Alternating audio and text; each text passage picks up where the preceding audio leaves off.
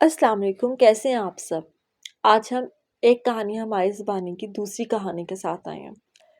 मेरी कोशिश ये होगी कि हम हफ्ते में 2 दफ़ा ऑडियो कहानियाँ पोस्ट करें। पिछले दिनों मेरी तबीयत ठीक नहीं थी, जिसकी वजह से रेगुलर कहानियाँ पोस्ट नहीं हो रही थी, लेकिन अब तबीयत थोड़ी सी बेहतर है, तो कोशिश करूँगी कि नेक्स्ट रोज़ एक कहानी पोस्ट हो। आप हमारे वीडियोस देखते हैं, लेकिन आप कभी भी कोई कमेंट नहीं देते कि आपको कहानियाँ कैसी लग रही हैं। बहुत से लोग इस तरह के हैं जो डेली बेसिस पे वीडियोस देखते हैं, लेकिन वो हमें सब्सक्राइब नहीं करते या एक मखसूस कहानी पढ़ के आके तो चले जाते हैं। प्लीज़ हमारे चैनल को सब्सक्राइब करें। ये चैनल आपका चैनल है। अगर आप इसे सब्सक्राइब करेंगे तो तभी हमें पता चलेगा कि आप सिलसिले को पसंद कर रहे हो और हम इसी तरह से आपको कहानियाँ देते रहें। वरना फिर ज़ाहिर सी बात है, जब हमें कोई रिस्पॉन्स रेट नहीं मिलेगा तो फिर हम भी लेज़ी हो जाएंगे, फिर कहानियाँ नहीं पोस्ट हुआ करेंगी डेली बेसिस पे। चलें, आज हम अपनी कहानी स्टार्ट करते हैं। दिल पुरस्कून, जिसका मतलब है पुरस्कून दिल। सड़क दूर दूर तक सुनसान पड़ी थी। रात के 12:30 बजे यूं भी हर तरफ सन्नाटापन डेरा जमा लेता है। फिर ये तो जगह ही ऐसी थी कि दिन के वक्त भी अमूमन यहाँ उल्लू बोला करते। सड़क के दोनों तरफ थोड़े थोड़े फासले पर बने कच्चे पक्के मकान दूर तक चले गए थे, जिनकी नागफ्ता हालत इस इलाके के रहने वालों की गुर्बत का मुंह बोलता सबूत थी। चंद एक को छोड़कर ज्यादातर मकान तारीकी की स्याह चादर में लिपटे हुए थे। वैसे भी इस दिसंबर के सर्द दिनों में लोग सरे शाम ही अपने अपने घरों में दुबक जाते हैं, और अब तो एक तिहाई रात गुजर चुकी थी। हर तरफ हौका आलम था। कभी कभार किसी आवारा कुत्ते की ठठरती हुई आवाज फजा की इस मुहीब खामोशी को तोड़ देती, और उसके तहलील होते ही वही खामोश सन्नाटा, वही वीरानी फजा पर छा जाती। इस ठंडी रात जब लोग अपने अपने घर में महवे ख्वाब थे, वो सड़क पर तेज तेज कदमों से चला जा रहा था। बस सीधा कोट की लंबी जेबों में हाथ डाले उसे ना तो सर्दी का एहसास हो रहा था, ना चारों तरफ फैले डरावने सन्नाटे का। उसे एक ही धुन थी कि जल्द से जल्द अपने घर पहुंच जाए। उसके जूतों से पैदा होने वाली धमक इलाके की खामोशी बराबर दरहम बरहम किए दे रही थी। उसके हाथ गैर इरादी तौर पर अपने कोट की अंदरूनी जेब की तरफ बढ़ गए। उसने इत्मीनान का सांस लिया। उसकी तमाम खुशियों का इन्हिसार उस भरी हुई जेब पर था, जिसमें इस वक्त 5,000 के कड़कड़ाते हुए एक दो नहीं पूरे 100 नोट थे। 5 लाख की ये रकम उसके लिए कारून के खजाने से कम न थी। इससे वो अपने हर प्यारे के लिए अच्छे से अच्छे कपड़े खरीद सकता था, छोटी मोटी दुकान खोल लेता, रिश्वत देकर मुलाजमत हासिल कर सकता था। गर्जी का 5 लाख की ये रकम उसकी हजारों ख्वाहिशात का महवर थी। सुबह जब वो अपने घर से बगैर कुछ खाए पिए निकला था, तो उसके ख्यालात बहुत बाग़ियाना थे। भूख की शिद्दत से वो बेहाल हो चुका था। 2 दिन से वो सिर्फ पानी पर गुजारा कर रहा था, क्योंकि घर में खाने के लिए सूखी रोटी तक न थी। किसी के सामने दस्ते सवाल दराज करने का तो सवाल ही पैदा न होता था। वैसे भी जिस इलाके में उसका घर था, वहाँ लोग अपना पेट ही बमुश्किल भरते थे, दूसरों की क्या मदद करते।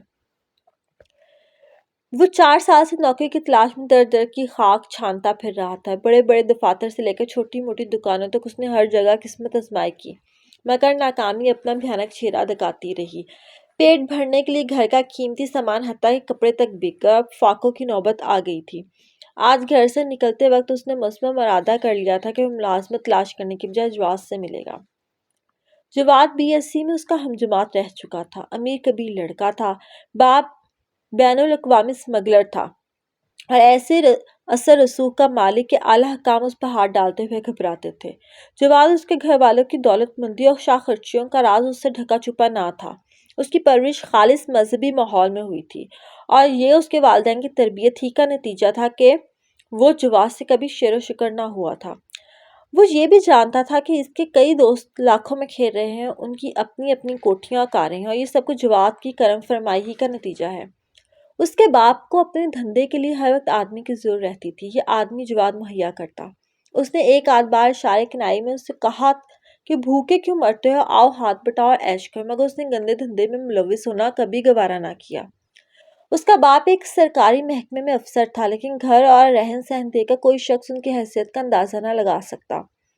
बाप की तनख्वाह घर आने से पहले ही जरूरतमंदों में बढ़ जाती, सिर्फ इतनी ही बचती जिससे एक औसत दर्जे का घराना अपनी ضروری اخراجات پوری کر لے۔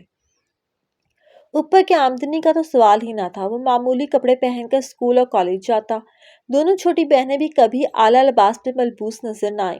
ماں پڑوس کی بچیوں کو قرآن شریف کا درس دیتی تھی جس کی کبھی اجرت نہ لی گئی۔ اس نے بچپن سے ایک نعت شاعری سیکھی تھی۔ اپنے سے کم حیثیت لڑکوں کو اپنے سے بہتر لباس میں دیکھ کر اسے نہ کبھی رشک ہوا نہ حسد۔ والد کے طرز عمل پر بھی اعتراض نہ تھا۔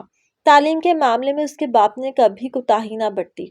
ایف ایس سی کرنے کے بعد اس کا ارادہ انجینئرنگ میں جانے کا تھا۔ اس ارادے کو وہ پایہ تکمیل تک پہنچا دیتا اگر اس کے والد پر فالج حملہ نہ ہو جاتا۔ عین امتحان کے دنوں میں اس پر یہ ناگہانی آفت ٹوٹی۔ ان حالات کا اثر لامحالہ اس کی تعلیم پر پڑا تھا، سو پڑا۔ وہ ایف ایس سی میں نمایاں نمبر نہ لے سکا جو انجینئرنگ اس کے خواب و خیال بن گئی۔ لاچار بی ایس سی میں داخلہ لینا پڑا۔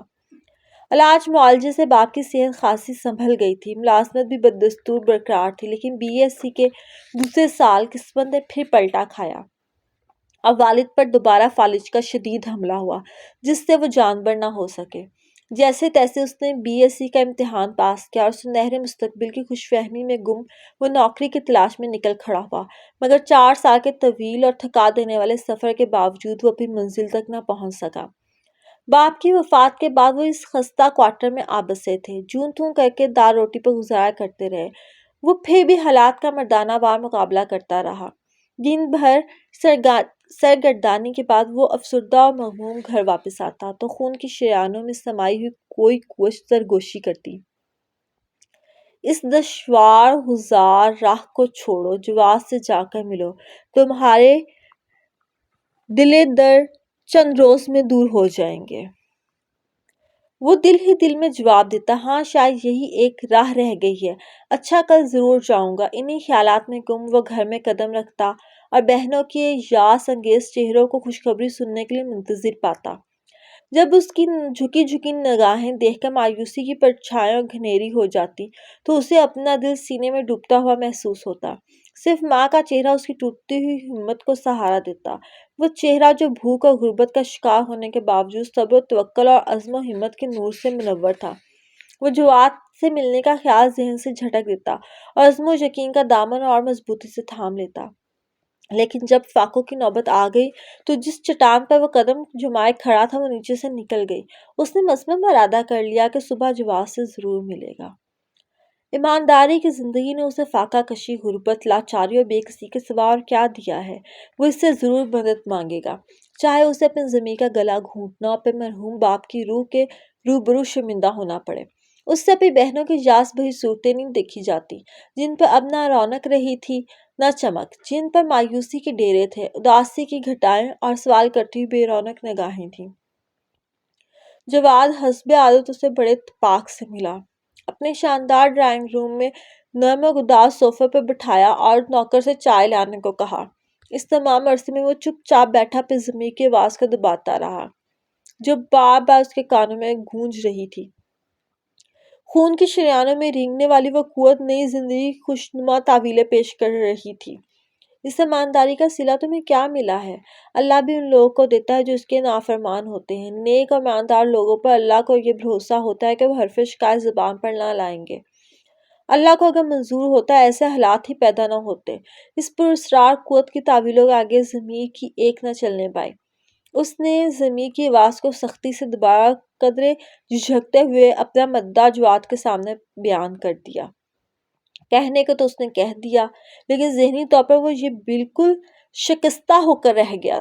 اسے اپنی شخصیت ٹوٹتی ہوئی محسوس ہوئی، کردار کی عمارت ضمیر بوس ہوتی نظر آئی۔ اسی پراسرار قوت نے اسے پھر تھپکی دی، مصائب کا مقابلہ کرنا اب تمہارے بس کا روگ نہیں رہا۔ جواد کے چہرے پر تھوڑی دیر کے لیے معنی خیز مسکراہٹ پھیل گئی، جیسے شکار دام میں پھنس گیا ہو۔ اس مسکراہٹ میں تمسخر تھا، تضحیک تھی، جیسے کہہ رہا ہو دیکھ لیا اپنی ایمانداری کا انجام۔ پیارے، یہ اخلاق، مذہب، ایمانداری، راست گوئی اپنی کوئی حقیقت نہیں رکھتے۔ دنیا میں صرف دولت ہی سب کچھ ہے، اسی کے بل بوتے پر تم عزت و آرام اور نام و نمود حاصل کر سکتے ہو۔ میں تو ایسے ہی دوستوں کی تلاش میں رہتا ہوں۔ اپنی معنی خیز مسکراہٹ دبا کر ذرا توقف کے بعد جواد نے کہا، دراصل کام کی ہمارے ہاں کبھی کوئی کمی نہیں ہوتی، پھر ہمارا قاعدہ ہے کہ کام کا صلہ فوراً ادا کر دیتے ہیں۔ کوئی شخص جتنی بار خدمت انجام دیتا ہے اتنی ہی بار اسے معقول معاوضہ ملتا ہے۔ کام بھی کوئی ایسا بڑا نہیں، بس ایک تھیلا ایئرپورٹ پر پہنچانا ہوتا ہے اور جب تک جہاز پرواز نہ کر جائے ایئرپورٹ پر رہنا پڑتا ہے۔ وہ چپ چاپ جواد کی باتیں سنتا رہا۔ وہ کہہ رہا تھا ہم اپنے کام کے سلسلے میں آدمی بدلتے رہتے ہیں۔ اس کا ایک فائدہ یہ ہے کہ پکڑے جانے کا اندیشہ نہیں رہتا۔ پولیس کسی خاص آدمی کو آسانی سے تلاش کر لیتی ہے لیکن ہر مرتبہ نیا آدمی بھیجنے سے خطرے کا 1% سے زیادہ امکان نہیں رہتا۔ جواد نے اس پر پہلی ہی مرتبہ اعتماد کرتے ہوئے اپنے طریقہ کار واضح کر دیا۔ نوجوان ہونے کے باوجود آدمیوں کو پھانسنے میں اسے خاصی مہارت تھی۔ انسان کی شکل دیکھ کر اسے پڑھ لیتا تھا۔ اس کے چہرے پر پھیلی لاتعداد مجبوریوں کی علامتیں دیکھ کر ہی جواد نے اپنا کاروباری راز اس پر کھول دیا تھا۔ اس نے سر کے اشارے سے اپنی رضامندی ظاہر کر دی۔ یہ 1,00,000 رکھ لو، کام شروع کرنے کا معاوضہ۔ باقی رقم کام مکمل ہونے پر ہی ادا کی جائے گی۔ جواد نے نوٹ دیتے ہوئے اسے کہا۔ اچھا اب میں چلتا ہوں، شام تک آ جاؤں گا۔ جہاز کی روانگی اور اپنے کام کی نوعیت جان لینے کے بعد وہ جانے کے لیے اٹھ کھڑا ہوا۔ چلے کہاں؟ جب تک کام پورا نہیں ہو جاتا تمہیں یہیں رہنا ہوگا۔ ہم کسی قسم کے خطرے میں پڑنا پسند نہیں کرتے۔ جواد نے سگریٹ کا طویل کش لے کر کہا۔ جیسے تمہاری مرضی، وہ کندھے چکا کر بولا اور دوبارہ صوفے میں دھنس گیا۔ دوپہر کا کھانا اس نے جواد کے ساتھ ہی کھایا۔ بڑے عرصے بعد اس نے پیٹ بھر کر کھانا کھایا تھا۔ کھاتے ہی ایسا نشہ طاری ہوا کہ وہ بیٹھے بیٹھے اونگنے لگا اور پھر نیند کی وادیوں میں کھو گیا۔ آنکھ اس وقت کھلی جب نوکر نے آ کر جگایا۔ جہاز کی پرواز میں تھوڑا ہی وقت رہ گیا تھا۔ لندن جانے والا یہ ہوائی جہاز ٹھیک رات 11:30 بجے روانہ ہونا تھا۔ اسے کام انجام دینے میں ذرا دقت کا سامنا نہیں کرنا پڑا۔ جہاز کی پرواز کرتے ہی اس نے اطمینان کا سانس لیا۔ کروڑوں روپے کی چرس اسمگل ہو چکی تھی۔ جواد نے حسب وعدہ باقی 4,00,000 روپے اسے دے دیے اور اپنی گاڑی میں اس سنسان سڑک پر اتار گیا۔ وہ خود اپنے گھر تک گاڑی میں جانا نہ چاہتا تھا۔ لوگ خواہ شک میں مبتلا ہوتے۔ دوست سے کہہ کر اس نے کار گھر سے 8 میل ادھر رکھوا لی اور پیدل ہی چل پڑا۔ سنسان سڑک پر چلتے ہوئے اسے کسی قسم کا ڈر محسوس نہ ہو رہا تھا۔ آخر سڑک سے ہٹ کر تھوڑے فاصلے پر بنے ہوئے خستہ حال کوارٹر کے دروازے پر اس نے دستک دی۔ گھر والے اسی کے منتظر بیٹھے تھے۔ قدموں کی چاپ سنائی دی اور پھر دروازہ کھلا۔ کہاں تھے راشد؟ بہت دیر لگا دی تم نے۔ 12 کب کے بج چکے۔ میرا تو دل ہول رہا تھا۔ اس نے سر اٹھا کر ایک نظر ماں کی طرف دیکھا جس کے پرنور چہرے سے محبت کے چشمے ابل رہے تھے۔ ہاں اماں جان، بہت دیر ہو گئی، اس نے رک رک کر جواب دیا۔ ماں کی پرنور صورت دیکھتے ہی اس کا ضمیر ایک مرتبہ پھر اسے کچھ چونکے دینے لگا۔ سائمہ اور آسمہ سو گئیں کیا؟ اس نے ضمیر کی خلش کو دباتے ہوئے پوچھا۔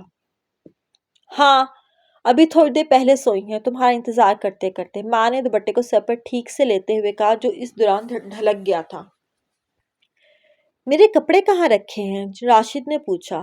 وہیں دوسرے کمرے میں کھونٹی پر ٹنگے ہیں۔ کپڑے بدل کر ہاتھ دھو اور میں کھانا لاتی ہوں، اماں نے کہا۔ کھانا لاتی ہوں؟ راشد کے ذہن کو جیسے جھٹکا سا لگا اور بے اختیار اس نے سوالیہ نظروں سے ماں کی طرف دیکھا۔ تم حیران ہو رہے ہو؟ کپڑے بدل کے آؤ، میں تفصیل سے بتاتی ہوں۔ سائمہ اور آسمہ بھی بے چینی سے تمہارا انتظار کر رہی تھیں تاکہ وہ خوشخبری تمہیں اپنی زبان سے سنا سکیں۔ ماں نے مسکراتی ہوئی نگاہوں سے اسے دیکھا اور اسے سوچوں میں غلطاں چھوڑ کر باورچی خانے میں چلی گئی۔ اس نے ایک نظر ماں پر ڈالی اور دوسرے کمرے کی جانب بڑھا۔ کھونٹی پر اس کے کپڑے ٹنگے تھے۔ اس نے جلدی جلدی کپڑے بدلے اور باورچی خانے میں پہنچ گیا۔ اسی اثنا میں ماں کھانا گرم کر چکی تھی۔ اس کے دل میں آئی جیب سے 5,00,000 روپے کی خطیر رقم نکال کر ماں کے ہاتھ پر رکھ دے، لیکن ہمت نہ ہوئی۔ ماں ضرور پوچھے گی اتنی رقم کہاں سے آئی، وہ اس کہاں کا صحیح جواب دیتا تو ماں پر نہ جانے کیا گزرتی۔ آپ کسی خوشخبری کا ذکر کر رہی تھیں؟ شکستہ سے مونڈھے پر بیٹھتے ہوئے وہ بولا۔ موڑھا مطلب پہلے ہوتے تھے، کچھ لوگوں کو پتا ہوگا، پہلے موڑے ہوتے تھے تنکوں کے، اور وہ ہوتا تھا بانس سرکنڈا، اس کے بنے ہوئے موڑے ہوتے تھے۔ آج سے کچھ سال پہلے تو ہر جگہ ہی ہوتے تھے، اب لوگوں نے فیشن میں اپنے گھروں سے ایسی چیزیں نکال دی ہیں۔ اسے اردو میں مونڈھے کہتے ہیں۔ صبح تمہارے ابو کے ایک جاننے والے آئے تھے، کئی سال بعد ملک واپس آئے ہیں۔ ان کو تمہارے ابو کی وفات کی خبر بھی نہ تھی۔ دفتر سے پتہ چلا، وہیں سے ہمارے گھر کا پتہ پوچھ کر آئے۔ تمہارے ابو کے بہت مداح ہیں، انہوں نے برے وقت میں ان کی مدد کی تھی اور 70,000 روپیہ دیا تھا۔ دراصل ان صاحب کو ایک مرتبہ کاروبار میں اس قدر خسارہ ہوا کہ کوڑی کوڑی کے محتاج ہو گئے۔ اسی زمانے میں انہیں بیرون ملک بہت اچھی ملازمت کی پیشکش ہوئی، پلے کچھ نہ تھا، باہر اپنے خرچ پر جانا تھا۔ بہت پریشان تھے۔ تمہارے ابو نے نہ صرف کرائے کا بندوبست کیا بلکہ مزید روپیہ دوسرے اخراجات کے لیے دیا۔ تم اپنے باپ کی اس عادت سے تو واقف ہی ہو کہ کبھی نیکی کر کے اس کا اشتہار نہ دیتے تھے، چپ چپاتے باہر مدد کر دیا کرتے۔ اس بات کی بھی کانوں کان خبر نہ ہونے دی، ان صاحب کی زبانی ہی آج مجھے پتہ چلا۔ اس طرح ان صاحب نے نہ صرف وہ ملازمت حاصل کر لی بلکہ پیسے جمع کر کے دوبارہ کاروبار شروع کر دیا اور اب لاکھوں میں کھیل رہے ہیں۔ آج وہی رقم لوٹانے آئے تھے، بہت افسوس کر رہے تھے تمہارے ابو کی وفات پر۔ بیٹے، اگر اللہ پر بھروسہ کیا جائے تو وہ خود اسباب پیدا کر دیتا ہے، بس آدمی ثابت قدم رہے۔ اس کے ہاں دیر ہے اندھیر نہیں۔ خداوند قدوس نے 4 سال تک ہمارے امتحان لیا، اب مصیبت کے دن کٹ گئے ہیں۔ محمود صاحب یہاں اپنی فرم کی ایک شاخ کھول رہے ہیں جس کا انچارج وہ تمہیں بنا رہے ہیں۔ وہ خود تو بیرون ملک کاروبار سنبھالیں گے۔ بقول محمود صاحب، انہیں تم سے زیادہ ایماندار آدمی نہیں ملے گا۔ کل صبح وہ پھر آئیں گے۔ اللہ کا شکر ہے اس نے ہمارے دن بھی پھیرے، اور اس سے زیادہ شکر میں اس بات کا کرتی ہوں کہ ان 4 برسوں میں لاکھوں مصیبتوں اور آزمائشوں کے باوجود ہمیں حرام کی کمائی سے محفوظ رکھا۔ ایک دانہ بھی اگر حرام کی کمائی کا جسم میں پہنچ جائے تو تمام نیکیوں پر پانی پھیر دیتا ہے۔ اللہ پر توکل رکھیں تو مشکلیں ضرور آسان ہو جاتی ہیں۔ ماں اپنی شفقت آمیز آواز میں پتہ نہیں اور کیا کیا کہتی رہی، اس کے پلے کچھ نہیں پڑا۔ اسے اپنے آپ سے نفرت محسوس ہونے لگی۔ جہاں اتنی مدت اچھے دنوں کے انتظار میں گزار دیے تھے، وہاں چند روز مزید صبر کر لیا جاتا تو کون سی قیامت آ جاتی۔ اگر ماں کو میری اس فعل کی خبر ہوگی تو اسے کتنا صدمہ ہوگا اور ان کی نظروں میں میری کیا وقت رہ جائے گی۔ اس نے سوچا۔ جیب میں 5 لاکھ روپے نہ تھے، 5 لاکھ سانپ تھے جو اسے ڈس رہے تھے۔ مجھے اس گھر میں انہیں لے کر ہی نہیں آنا چاہیے تھا۔ یہاں تو کبھی ایک دمڑی بھی حرام کی داخل نہیں ہوئی۔ اس نے دل ہی دل میں کہا اور ایک جھٹکے کے ساتھ اٹھ کھڑا ہوا۔ کہاں چلے؟ کھانا نہیں کھاؤ گے؟ ماں جو اس کی اندرونی کیفیت سے بے خبر تھی، اسے یوں ایک دم کھڑا ہوتے دیکھ کر بولی، ابھی آتا ہوں 15 منٹ میں۔ اس نے کوٹ کی بٹن بند کرتے ہوئے کہا، مگر رات کے اس پہر کہاں جا رہے ہو؟ ماں نے پھر سوال کیا۔ اس کی آواز میں گھبراہٹ تھی، اپنے فاسد خیالات شفاف پانی سے دھونے۔ اس نے دھیمے لہجے میں کہا اور ماں کو حیران پریشان چھوڑ کر ایک مرتبہ پھر گھر سے نکل پڑا۔ ذرا فاصلے پر نالا تھا جس میں پانی بڑی روانی سے بہہ رہا تھا۔ اس کے قدم نالے کی طرف اٹھ گئے۔ پل پر پہنچ کر اس نے ایک نظر نیچے بہتے پانی پر ڈالی۔ ایک سیاہ لکیر دور تک کھینچی چلی جا رہی تھی۔ قہر نے اس کے ارد گرد جالا سا بن رکھا تھا۔ اس کے ہاتھ کوٹ کی اندرونی جیب کی طرف بڑھے۔ 5,000 کے نوٹوں کی پتلی سی گٹی اس کے ہاتھوں میں تھی۔ نوٹ کیا تھے، اس کے گناہوں کے پوٹ تھے جن کے عوض 5,000 آدمی چرس کے عادی بننے والے تھے۔ اس نے نوٹوں پر نفرت بھری نظر ڈالی اور پھر ان کے ٹکڑے ٹکڑے کر دیے۔ روپوں کے چھوٹے چھوٹے کاغذی ٹکڑے اب کوئی حقیقت نہ رکھتے تھے۔ اس نے سارے ٹکڑے ایک مٹھی میں جمع کیا اور پل کے نیچے بہتے پانی میں پھینک دیے۔ اسے یوں محسوس ہوا جیسے دل و دماغ جو گھٹن محسوس کر رہے تھے اب وہ جاتی رہی۔ اس کا ضمیر مطمئن اور خوش و خرم تھا۔ اس کا ذہنی تناؤ دور ہو گیا اور اب وہ پرسکون دل کے ساتھ گھر کی طرف گامزن تھا۔ تو یہ تھی آج کی کہانی۔ چلیے اب ایک آپ کو چھوٹا سا واقعہ سناتے ہیں، سچا واقعہ۔ حسن میں مندی سے سلطان محمود غزنوی کے مصاحبوں نے دریافت کیا، آج سلطان نے آپ سے کیا کیا باتیں کی؟ اس نے جواب دیا، یہ باہمی اعتماد کی بات ہے، گو یہ تم سے چھپی نہ رہیں گی، لیکن جو کچھ سلطان مجھ سے کہہ دیتے ہیں آپ سے نہیں کہتے۔ یاد رکھو سلطان کا مجھ پر بے حد اعتماد ہے، میں ان کے اعتماد کو ٹھیس نہیں پہنچا سکتا۔ جب تک تم جانتے ہو کہ میں تمہیں نہ بتاؤں گا پھر پوچھتے کیوں ہو؟ حاصل کلام، اعتماد کا بھرم رکھنا انسان کی توقیر میں اضافہ کرتا ہے اور بد اعتمادی ذلت و خواری کا باعث بنتی ہے۔ آج کی ہماری کہانی ختم ہوئی۔ اللہ حافظ۔